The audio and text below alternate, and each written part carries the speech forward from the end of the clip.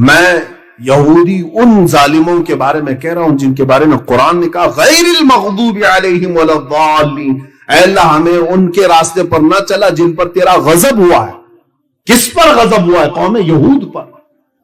اور لوگ مجھے کہتے ہیں آپ اتنا زیادہ ایک قوم کو ٹارگٹ کر کے بولتے ہیں، تو میں کہا میں نہیں بولتا ہوں، قرآن کہہ رہا ہے، قرآن جگہ جگہ فرما رہا ہے وَبَاءُوا بِغَضَبٍ مِّنَ اللَّهِ، وہ اللہ کے غضب میں لوٹے ہوئے ہیں۔ یہی یہود کے بارے میں اللہ فرماتا ہے يَقْتُلُونَ النَّبِيِّينَ بِغَيْرِ حَقٍّ، یہ نبیوں کا قتل کرتے تھے، نا حق قتل کرتے تھے۔ قرآن کی یہ آیات بتا رہی میرے عزیز، یہودیوں کے متعلق بولنے سے اب یہ لوگ ہم سے کہتے ہیں کہ زیادہ نہ بولیں آپ ایک قوم کے خلاف۔ میرا مذہب ہی ہے، میری نماز ہی نہیں ہوتی اس وقت تک جب تک میں یہ دعا نہ کر لوں اے اللہ مجھے اس مغضوب قوم کی راستے پر نہ چلا۔ مجھے تو یہ دعا کرنی ہوتی ہے ہر رکعت میں، اگر نہ بولوں تو پھر میرا اسلام ہی نہیں ہے۔ عزیزان گرامی وقار، اپنی قوم کو ان تمام شر اور فتن سے آگاہ کرنا ہر عالم کی ذمہ داری ہے، ہر عالم کی ذمہ داری ہے۔ اب میں بات جو عرض کر رہا تھا وہ یہ ہے کہ مدینے کی ویرانی کیسے ہوگی؟ ہو سکتا ہے عبادات سے وہ عاری ہو جائیں گے، لوگ وہاں چھوڑ کر چلے جائیں، یہاں تک کہ ایک حدیث میں یہ بھی ملتا ہے کہ تم دیکھو کہ مسجد نبوی میں درندہ آ جائے گا۔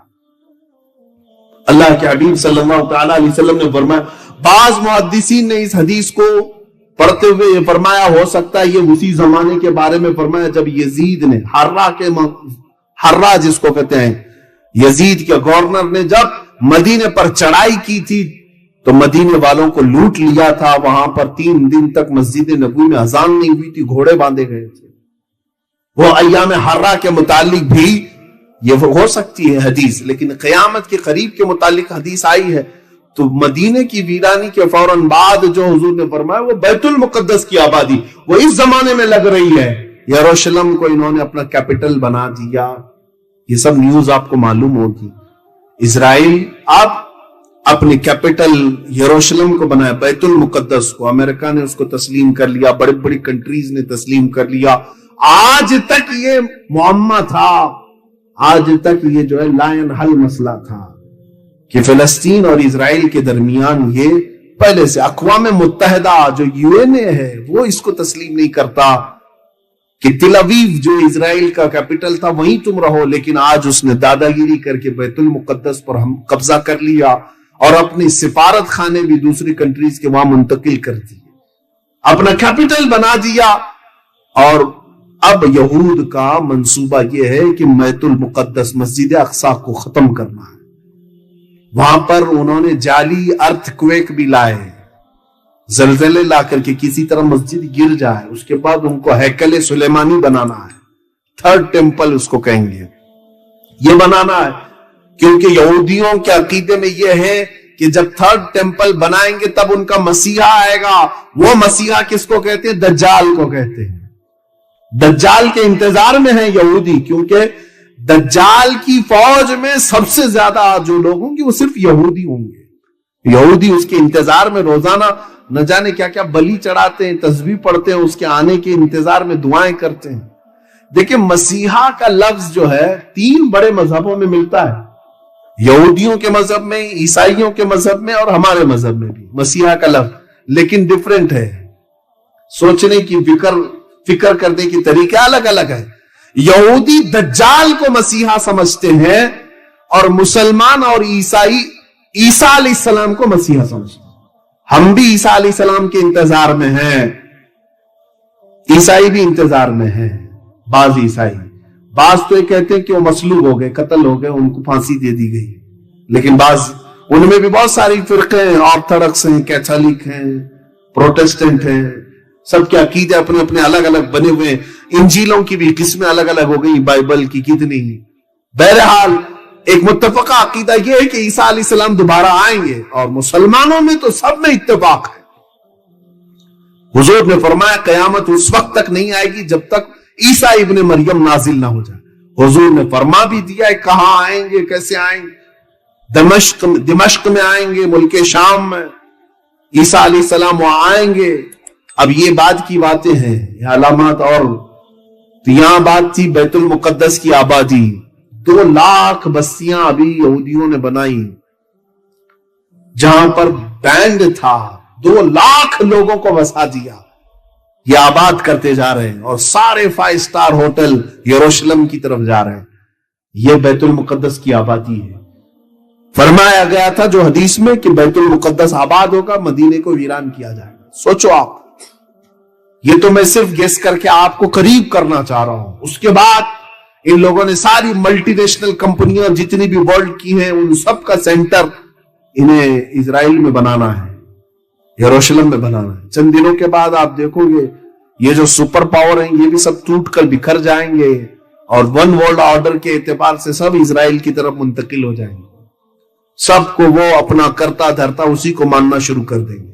बहरहाल ये वहां के एक आलिम ने भी खुद बयान किया है, यहूदी आलिम ने, वो रिब्बी है, उसने खुद बयान किया है। अभी अभी की बात है, लॉकडाउन के टाइम पे उसने खुद एक बयान दिया कि हमारे नेक्स्ट प्लान क्या क्या है। बहरहाल अगर हम बयान करें तो कौन सा कसूर है। अजीजा ने गिरामी वकार, ये बैतुल मुकद्दस की आबादी, मदीने की वीरानी के बाद जो मलहमतुल कुबरा है वो क्या है सुने। एक जंग होगी, बहुत बड़ी जंग, जिसका जिक्र उनकी मुकद्दस किताबों में भी आया है, जिसको हरमजदून कहा गया उर्दू में, और इंग्लिश में अर्मेगडॉन कहते हैं। अर्मेगडॉन तलाश कर लेना मेरे बच्चों, इसको पढ़ो, आप तहकीक करो, कयामत आने से पहले क्या क्या होगा। ये सब मेरे आका मुखबिर सादिक सल्लल्लाहु अलैहि वसल्लम ने बयान किया। ये जंग इतनी खतरनाक होगी, हुजूर पाक सल्लल्लाहु अलैहि वसल्लम फरमाते हैं इस्लाम के मुखालिफ जो लोग आएंगे वो 80 झंडों के नीचे आएंगे। हर झंडे के नीचे 12,000 की फौज होगी। तादाद भी मेरे आका ने बयान की। इस एतबार से देखा जाए कैलकुलेशन करके 9,60,000 की फौज तुमसे लड़ने के लिए आएगी।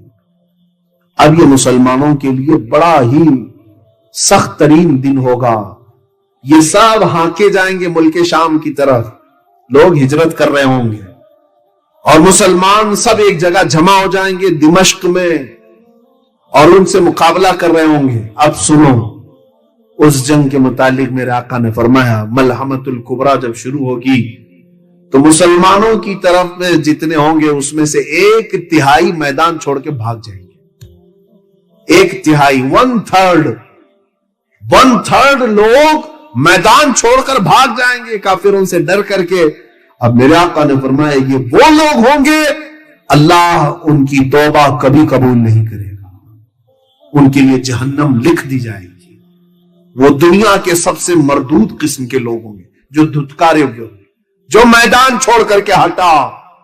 इसीलिए मेरे अजीजों आज से ही प्रैक्टिस करो, मैदान छोड़ के जाना नहीं। हाँ, हमें डटे रहना है। हम जिस दीन पर कायम है ये दीन हल्का नहीं जो पतंगों से उड़ जाए। हम दीन इस्लाम से वाबस्ता हैं जिसकी जड़ें तहतुस्सरा में है और शाखें औजे सुरैया पर है। हम इस दीन के से वाबस्ता है, हमें हिला नहीं सकेगा कोई।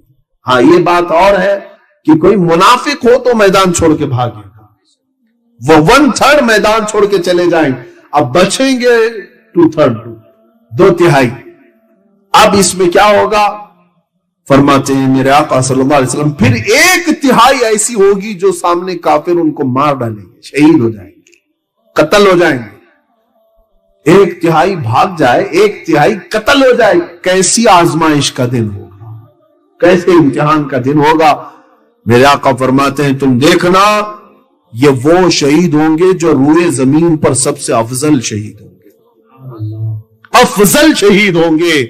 और उसके बाद जो बच जाते हैं आखिर में, वो 1/3 जो तीसरे हैं, रसूल पाक सल्लल्लाहु ताला अलैहि वसल्लम फरमाते हैं इनको अल्लाह तबारक व तआला फतह मुबीन अता फरमाएगा। ये मलहमतुल कुबरा है, वक्त हो चुका है। रसूल पाक सल्लल्लाहु ताला अलैहि वसल्लम ने फरमाया ये मलहमतुल कुबरा। उसके बाद मुसलमान 1/3 जो वो बचे होंगे वहां से निकलेंगे, फतह कुस्तुनतुनिया होगा और उसके फौरन बाद दज्जाल जाहिर होगा। दज्जाल क्या है? ये दुनिया का सबसे बड़ा फितना। आदम अलैहिस्सलाम से लेकर कयामत तक इतना बड़ा फितना नहीं आया जमीन पर جتنا دجال کے زمانے میں آئے گا. خود میرے آقا صلی اللہ تعالی علیہ وسلم نمازوں میں یا دیگر اذکار کے موقع پر دعا کرتے تھے, اللہم انا نعوذ بک من فتنۃ المسیح الدجال, اے اللہ ہم تیری پناہ مانگتے ہیں مسیح دجال کے فتنے سے. وہ اتنا بڑا فتنہ ہوگا کہ آئے گا لوگوں کے پاس اور ان کے سامنے پیش کرے گا میں خدا ہوں. اپنے ایک ہاتھ میں جنت دکھا رہا ہوگا, ایک ہاتھ میں دوزخ دکھا رہا ہوگا, اس میں بھڑکتی ہوئی آگ ہوگی, اور جنت جو دکھا رہا ہے اس میں ہرے ہرے باغات اور پھول, قسم قسم کی مٹھائیاں, نعمتیں ہوں گی. حضور فرماتے ہیں کہ تم اس کی جہنم کو لے لینا, وہ جو آگ دکھا رہا ہے اس کو لے لینا, اس لیے کہ وہ حقیقت میں نعمتیں ہوں گی اللہ کے پاس, اور اس کی جنت کو اگر تم نے قبول کر لیا تو تم حقیقی دوزخ میں چلے جاؤ گے. وہ تمہیں کہے گا تم مان لو کہ میں خدا ہوں جس کے تم سجدے کرتے تھے, میں آسمانوں سے اتر آیا ہوں, میں عبادت کے لائق ہوں, تم مجھے سجدہ کرو, عبادت کرو. میں سمجھ نہیں پاتا آج بعض لوگ جو جھاڑ کے لیے جھک جاتے ہیں, پتھروں کے پاس جھک جاتے ہیں, چھوٹی سی بیماریوں میں اگر کوئی بابا پھک مارے اس کو خدا مان لیتے ہیں, پھر دجال کو پتہ نہیں کیا کیا مانیں گے وہ لوگ, کیونکہ دجال بارش برسا کے دکھائے گا, زمین سے سبزے اگا کر دکھائے گا, مردے کو زندہ کر کے دکھا دے گا. یہ بڑی بڑی چیزیں. تو جو جاہل ہیں وہ جٹ والے باباؤں کو اللہ کا ولی بول دیتے ہیں, تو دجال کو پتہ نہیں کیا کہہ دیں گے, کتنے القاب سے اسے نواز دیں گے کہ یہ تو اس کو پیر بنا لیں گے. ایسے وقت میں ایمان کی آزمائش ہوگی, بہت سارے ایمان چھوڑ دیں گے اور اس کو خدا مان لیں گے, اور یہ سب سے بڑا فتنہ ہوگا دنیا کا, اور دجال لوگوں کی ایمان خرید رہا ہوگا. لیکن جو مخلص مومن ہے, جو صرف اللہ پر ایمان رکھتا ہے, وہ ان کے عجائبات پر ٹس سے مس نہیں ہوگا, یہاں تک کہ اسے وہ گرم کھولتے ہوئے تیل میں بھی ڈالے گا تب بھی وہ لا الہ الا اللہ ہی کہہ رہا ہوگا. عزیزان گرامی, یہ دجال کا فتنہ جیسے ہی ختم ہوگا, یہ کیسے ختم ہوگا؟ حضرت عیسیٰ علیہ السلام کے ذریعے سے. اللہ تعالیٰ عیسیٰ علیہ السلام کو اتارے گا, ان کی خوشبو سے وہ پگھل رہا ہوگا, ان کی خوشبو سے پگھل رہا ہوگا. 40 ہی دن دنیا میں وہ رہے گا لیکن فتنہ مچائے گا. بعض نے کہا ہے کہ 7 سال رہے گا, بہرحال لیکن بڑا فتنہ کرے گا, لوگوں کو بہکائے گا, اور اس کے بعد عیسیٰ علیہ السلام اپنی تیر سے مقام لد میں اسے ماریں گے. لد یہ اسرائیل میں ایک جگہ ہے, وہاں اسے قتل کریں گے. اس کے بعد اب جو خوشی کی بات ہے, قیامت سے پہلے اتنی باتیں علامات آپ نے سنی, سب میں ڈر ہی لگا. لیکن خوشخبری کی بات یہ ہے, میرے آقا فرماتے ہیں اس کے بعد پوری دنیا میں صرف پرچم اسلام لہرائے گا. جو اللہ کا وعدہ ہے, الذی ارسل رسولہ بالہدی ودین الحق لیظہرہ علی الدین کلہ, وہ خدا ہے جس نے اپنے رسول کو بھیجا دین حق کے ساتھ اور ہدایت کے ساتھ, اس لیے کہ یہ دین پوری دنیا پر غالب کر کے رہے گا. وہ غلبہ اس وقت آئے گا, اور وہ کس کے ہاتھ سے ہوگا؟ امام مہدی کے ہاتھ سے ہوگا. امام مہدی کون ہے؟ میرے آقا فرماتے میری اولاد میں ایک اخیر زمانے میں میرا بیٹا پیدا ہوگا جس کا نام میرے نام سے مشابہ ہوگا. حضرت امام مہدی کا نام محمد ہوگا. وہ سادات میں سے ہوں گے, اہل بیت میں سے ہوں گے, اور مدینہ طیبہ میں ان کی پرورش ہوگی, اور وہ مکہ مکرمہ میں آئیں گے, اور رمضان کا مہینہ ہوگا.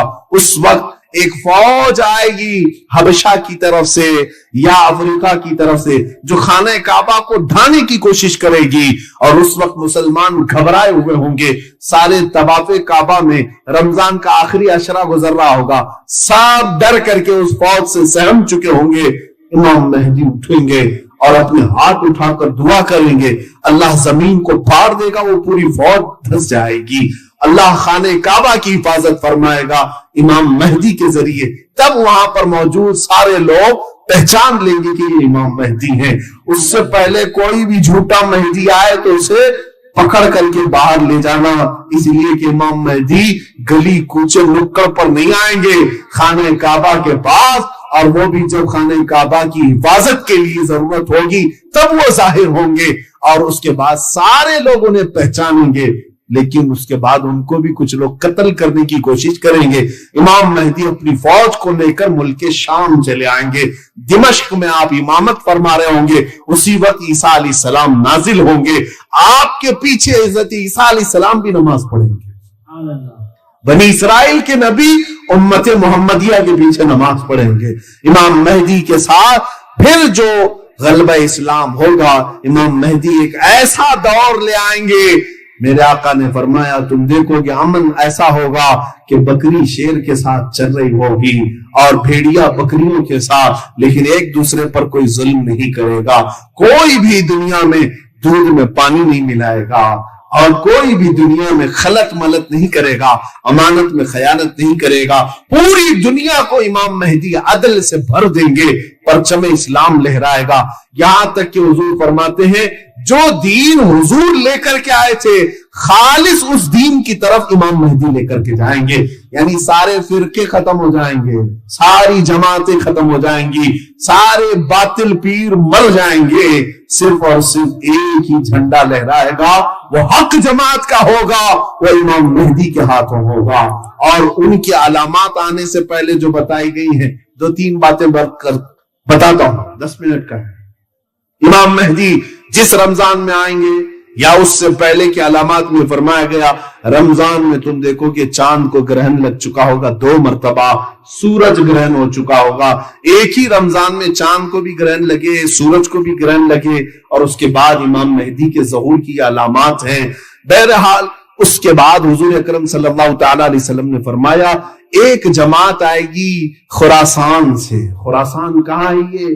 یہ افغانستان, ایران اور رشیا کا کچھ حصہ, اس کو خراسان کہا جاتا تھا. کالے جھنڈے لے کر کے وہ لوگ نکلیں گے اور سیدھے وہ امام مہدی کے ساتھ آ کر ایلیا بیت المقدس پر اپنے پرچم لہرا دیں گے, اور پھر اللہ کا یہ گھر بیت المقدس اسلام اور مسلمانوں کے لیے آزاد ہوگا. یہ بھی خوشخبری ہے. یہ 40 سال کا امن و امان کا زمانہ گزرے گا, اور اس کے بعد امام مہدی کی وفات ہوگی. حضرت عیسیٰ علیہ السلام مدینہ طیبہ میں وفات پائیں گے. میرے آقا صلی اللہ تعالی علیہ وسلم کے قدموں میں آپ دفن بھی ہوں گے. آج بھی میرے آقا کے مزار اقدس کے پاس ایک جگہ خالی ہے جو حضرت عیسیٰ علیہ السلام کے لیے ہے. یہ قیامت سے پہلے بڑی نشانیاں یہ چند ہو گئی. اس کے بعد اب جو ظاہر ہوگا وہ دابت الارض. اس سے پہلے روایات میں اختلاف ہے, یاجوج ماجوج بھی آ کر کے چلے جائیں گے. یاجوج ماجوج ایک جماعت ہے, وہ دجال کے ظاہر ہونے سے پہلے آئے گی, اور وہ بھی قوم فساد مچائے گی, لیکن اتنا نہیں جتنا دجال مچائے گا. ہاں لیکن وہ مارے بھی کیسے جائیں گے؟ ایک کیڑا اللہ ان کی گردنوں پہ چھوڑ دے گا. شاید وہ کورونا ہی گردن میں ہی آتا ہے, تھروٹ انفیکشن سے ہی آتا ہے, اور حدیث میں ملتا ہے گردن میں ان کے کیڑا چھوڑ دے گا. اسی کیڑے کی وجہ سے پوری یاجوج ماجوج قوم مر جائے, ختم ہو جائے. یہ نشانی ختم ہو گئی.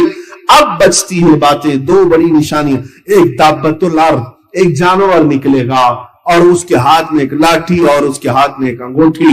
اب وہ جو مسلمان ہوگا اور جو کافر ہوگا وہ علامتیں لگاتا چلا جائے گا. اب اس کے بعد کوئی مسلمان کافر نہیں ہوگا, کوئی کافر مسلمان نہیں ہوگا. اسی اسنا میں اچانک ایک دن ایسا آئے گا جب سورج پچھم سے نکل آئے گا. سورج آج کہاں سے نکل آتا ہے؟ ایسٹ سے, مشرق سے, لیکن اس وقت سورج مغرب سے نکل آئے گا. لیکن ایسا نہیں ہے کہ پورا دن وہاں جا کے ڈوبے گا, آدھا دن رہے گا پھر واپس اپنی منزل پر ہی جا کر ڈوبے گا.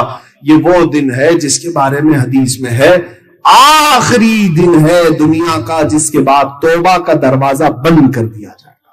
اب کسی کی توبہ قبول نہیں کی جائے گی. کوئی ایمان لائے تو ایمان نفع نہیں دے گا, کوئی اپنی برائیوں سے توبہ کرے تو اسے توبہ نفع نہیں دے گی. ان کے بعد یہ سارے مسلمان ایک کے بعد دیگر انتقال کرتے چلے جائیں گے. قیامت جو آئے گی وہ مسلمانوں پہ نہیں آئے گی. یہ بھی ایک اچھی بات ہے ہمارے لیے. اللہ ایمان کے ساتھ زندہ رکھے. مسلمانوں پر, ایمان والوں پر قیامت نہیں آئے گی. ایمان والے دنیا سے رخصت ہو چکے ہوں گے, سب جا چکے ہوں گے. اب جو دنیا میں پھر سے کفر و شرک بڑھے گا اور جو گناہوں کی کثرت میرے آقا نے فرمائی وہ بھی اب چل پڑا ہے, فیشن ہو چکا ہے. حضور پاک صلی اللہ تعالی علیہ وسلم نے یہ بھی فرمایا لوگ گناہوں کو نیکی سمجھ کر کرنے لگ جائیں گے، یہ وہ وقت ہے۔ اچھا، اب ایک بات یہ بھی ہے کہ فتنے اس قدر بڑھ جائیں گے، حضور فرماتے ہیں جیسے تسبیح کے دانے ٹوٹ کر بکھر جائیں، تسبیح ہے، تسبیح ٹوٹ کر کے گر جائے تو اس کے دانے بکھر جاتے ہیں، حضور فرماتے ہیں تم ایک دانے کو اٹھانے جاؤ کہ دوسرا ادھر چلا جائے گا، دوسرے کو اٹھاؤ گے تیسرا ادھر چلا جائے گا۔ فتنے اس طرح سے ہوں گے، ایک فتنہ تم ختم کرنے کی کوشش کرو گے دوسرا سر ابھارے گا، دوسرا ختم کرتے ہی تیسرا سر ابھارے گا، اور اس کو تم تھام نہیں سکو گے، اتنی کثرت سے فتنے ہوں گے۔ آج یہ فتنوں کا دور آ چکا ہے، ہم کن کن چیزوں پر بند باندھے ہمیں خود سمجھ میں نہیں آتا ہے، کہاں کہاں پر ہم اپنے بچوں کی تربیت کریں سمجھ میں نہیں آتا ہے، ان کے اخلاق کی تربیت کریں، انہیں ایمان سکھائیں، اسلام سکھائیں، احسان سکھائیں، انہیں کردار سکھائیں، کیا سکھائیں؟ ہر چیز میں تو یہاں پر فتنہ ہے، ہر چیز کے لیے اس کے پاس ایک بڑا چیلنج ہے۔ ہمارے بچوں کے ہم سوچتے ہیں کبھی ان کی آنکھوں کی حفاظت پہ بولوں، کبھی لگتا ہے کہ ان کو اپنے ہاتھوں کی حفاظت پہ بولوں، کبھی لگتا ہے کہ ان کو زبان کی حفاظت پہ بولوں، اس لیے کہ سب سے زیادہ آج فتنے زبان کے لیے، لیکن جس چیز کے بارے میں سوچتا ہوں لگتا ہے یہ سب سے بڑا فتنہ ہے۔ بچوں کو میں نصیحت کرنا چاہوں، شرمگاہوں کی حفاظت کے لیے قرآن نے تاکید فرمائی، اس پر سوچتا ہوں کثرت سے بولوں، لیکن لگتا ہے اس سے بھی بڑے فتنے اور بھی یہ فتنوں کا دور ہے، ہر فتنہ دوسرے فتنے سے بڑا ہوتا چلا جائے گا اور بڑا ہوتا چلا جائے گا۔ اب اس زمانے میں آج شاید وہ دور آ چکا ہوگا، اللہ کے نبی صلی اللہ تعالی علیہ وسلم فرماتے ہیں فَبَطَنُ الْأَرْضِ خَيْرٌ مِّن زَهْرِهَا، تم دیکھو گے ایک وقت ایسا آئے گا جب یہ فتنے عام ہو جائیں، تمہارے علماء، اب تین باتیں حضور نے فرمائی ہیں، توجہ چاہیے، علماء بھی ہے اور میں بھی ان کی برادری میں ہی ہوں، میں اپنے آپ کو شامل کر کے کہوں، جب علماء بددیانت ہو جائیں، حق بولنا چھوڑ دیں، تمہارے غنی جتنے بھی مالدار ہیں یہ بخیل ہو جائیں، اور تمہاری عورتیں بے پردہ ہو جائیں، تین چیزیں میرے آقا نے فرمایا، جب علماء بددیانت ہو جائیں، تمہارے غنی امیر بخیل ہو جائیں، پیسے روک کر کے جمع کر کے سانپ کی طرح بیٹھنے لگے ہیں، اللہ کی راہ میں نہیں دینا چاہتے، اور تیسرے جب تمہاری عورتیں بے پردہ ہو جائیں، میرے آقا فرماتے ہیں تو اے مسلمان تیرے لیے زمین کا نیچے والا حصہ اوپر والے حصے سے بہتر ہے۔ کیا مطلب؟ قبر تمہارے لیے زیادہ مناسب ہے اوپر رہنے سے۔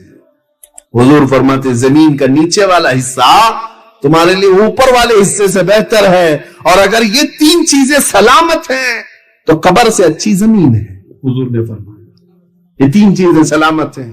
اب وہ تین چیزیں تو سلامت نظر نہیں آ رہی، اور میرے آقا صلی اللہ تعالی علیہ وسلم نے فرمایا میں حدیثیں مفہومات حدیث عرض کر رہا ہوں، الفاظ حدیث تک کا تذکرہ نہیں ہو رہا ہے، یہ بھی برکت کے لیے میں عرض کر رہا ہوں۔ آپ کو یہ ساتھ ایک وقت ایسا آئے گا، فرماتے میرے آقا تم گزرو گے قبرستان کے پاس سے تو قبر کو دیکھ کر کے کہو گے کاش اس کی جگہ میں سویا ہوتا تو اچھا ہوتا۔ اس قدر تمہارے اوپر بلائیں آ چکی ہوں گی، اس قدر فتنے آ چکے ہوں گے، تم قبر والے کو دیکھ کر کے کہو گے کاش اس قبر میں میں ہوتا تو زیادہ اچھا ہوتا۔ کیوں ایسا سوچو گے؟ اس لیے کہ وہ سیف چلا گیا، پہلے کے دور میں چلا گیا، ان فتنوں کو نہیں دیکھا، محفوظ چلا گیا۔ کورونا کے آنے سے پہلے، لاک ڈاؤن کے آنے سے پہلے تو یہی خیالات آ رہے تھے کہ جو پہلے جا چکے بیچارے عزت کے ساتھ گئے، یہ سب بلاؤں کو تو دیکھا نہیں انہوں نے، محفوظ گئے ہیں۔ اب یہ سختیاں بڑھتی چلی جائیں گی اور یہ زمانہ اور سختی کے ساتھ آئے، اب ہمیں معلوم بھی نہیں اب موت کون سے بستر پہ آئے گی، کس طرح ریپ کر کے ڈالا جائے گا، کہاں کھود کر کے ہمیں پھینک دیا جائے گا، معلوم نہیں، لیکن ہم سے پہلے جو گئے وہ اچھے محفوظ چلے گئے۔ یہ چیز آپ کے ساتھ آئے گی، تم قبر کو دیکھ کر کے تمنا کرنے لگ جاؤ گے کاش اس کی جگہ میں ہوتا تو اچھا ہوتا۔ یہ حدیث پاک میں عرض کر رہا ہوں، رسول کریم صلی اللہ تعالی علیہ وسلم نے فرمایا اب ذرا میں آپ کو ان حالات کے بعد پوری روئے زمین پر کیا تبدیلیاں آئیں گی، دنیا میں کون سا انقلاب آئے گا اس پر بھی بات کر لیتے ہیں۔ یہ تو ہو گئی شخصی باتیں، ہمارے ساتھ کیا کیا ہوتا ہے۔ اب کائنات کی پوری زمین پر سیاست کو لے کر کے، حکومت کو لے کر کے، مال و دولت کو لے کر کے، دوسری قوموں کو لے کر کے کیا کیا حالات ہوں گے، یہ بھی میرے آقا نے سب بتا دیا۔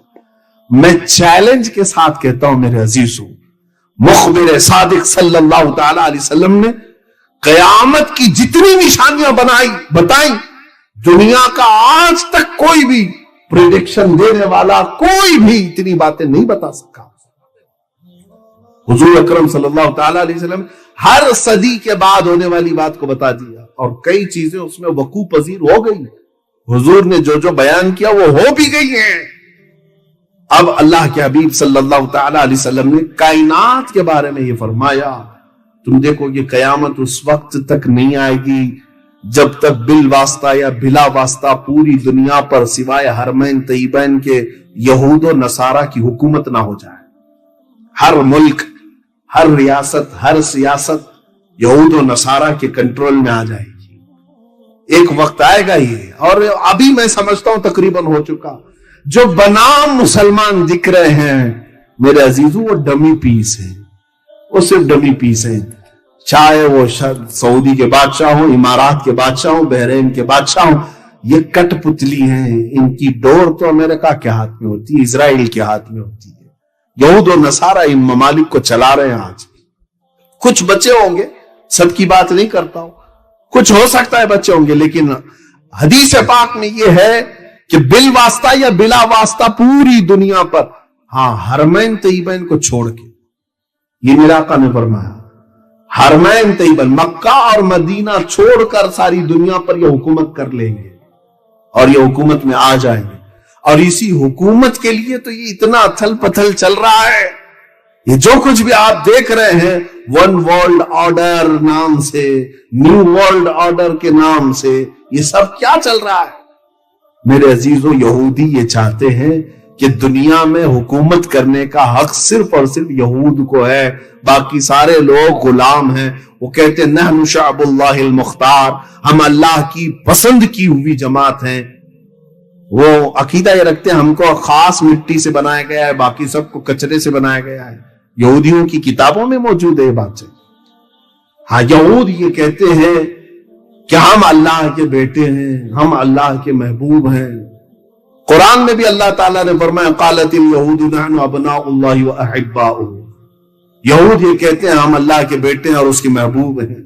تو یہ آج انہوں نے پوری دنیا میں بھی اپنے نام ایسے رائج کر دیے، جیولری، جیوز سے بن کر جیولری بن گئے، وہ گولڈ پر اپنا حق جتاتے ہیں۔ پوری دنیا کا سونا ہمارا ہے، پوری دنیا کا سونا ہمارا ہے۔ آج پوری دنیا میں اکنامک کے اور گولڈ کے ریٹ طے کرنا، اتارنا، چڑھانا یہ اپنے ہاتھ میں رکھے ہوئے ہیں۔ پوری دنیا میں آج جس طرح سے یہ جمع کر کے ون ورلڈ آرڈر بنانا چاہتے ہیں۔ ون ورلڈ آرڈر کا مطلب یہ ہے کہ ایک ہی حکومت رہے گی، ایک ہی شہر رہے گا پوری دنیا، ایک ہی حکومت چلے گی، ایک ہی سکہ چلے، ایک ہی لینگویج چلے۔ اس پر تو محنت چل رہی ہے۔ یہ سب جو کچھ بھی ہو رہا ہے یہ تمام چیزوں کی تیاریاں ہیں۔ کورونا کے زمانے میں نے ایک میگزین دا اکنامسٹ اس کے فرنٹ پیج پہ یہ دیکھا تھا every thing under the control.